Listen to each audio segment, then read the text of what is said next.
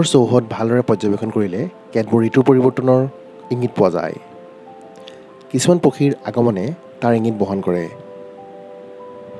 প্ৰত্যেক বছৰৰ দৰেই এই বছৰো আমাৰ ঘৰৰ চৌহদত মুগা এৰাঘাটি চৰাইক প্ৰত্যক্ষ কৰিলোঁ। নৱেম্বৰ মাহৰ প্ৰথম বা দ্বিতীয় সপ্তাহত এই চৰাইবিধে দেখা দিয়েহি। চৰাইবিধ অহাৰ লগে লগেই শীতকাল যে সমাগত তাৰ এক ইংগিত পোৱা যায়। এই মুগা এৰাঘাটি চৰাইজনীৰ বৰণ খয়েৰী হোৱাৰ উপৰিও চকুৰ কাষত ক'লা ৰং দেখা যায়। আমাৰ অসমত তিনি ধৰণৰ এৰাঘাটি চৰাই দেখা পোৱা যায়। তাৰ ভিতৰত প্ৰধানকৈ লং tail shrike, grey back shrike আৰু ব্ৰাউন শ্ৰাইকেই প্ৰধান।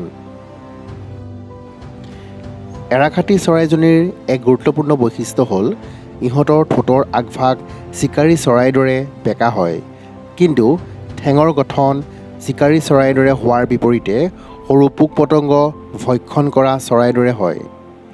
সেইবাবে ভেকুলী বা তেনে নিগনি ধৰণৰ চিকাৰ কৰোঁতে কেতবোৰ বিশেষ কৌশল অৱলম্বন কৰা চকুত পৰে।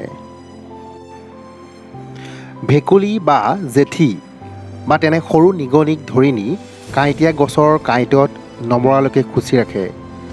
যেতিয়া কিছু সময়ৰ পাছত সেই চিকাৰৰ মৃত্যু হয়, তেতিয়া অনায়াসে এৰাঘাটি চৰাইজনীয়ে ঠোঁটেৰে সেই খাদ্য ভক্ষণ কৰে।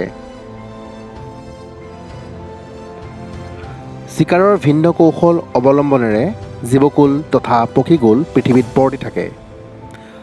পক্ষীকুলৰ এনেধৰণৰ কৌশলবোৰ পৰ্যবেক্ষণ কৰি এক বিশেষ ধৰণৰ আমোদ পোৱা যায়।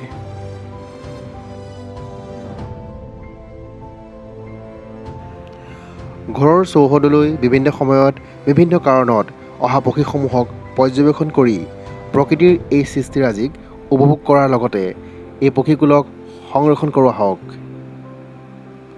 ভিডিঅ'টি শেষলৈকে চোৱাৰ বাবে ধন্যবাদ থাকিল।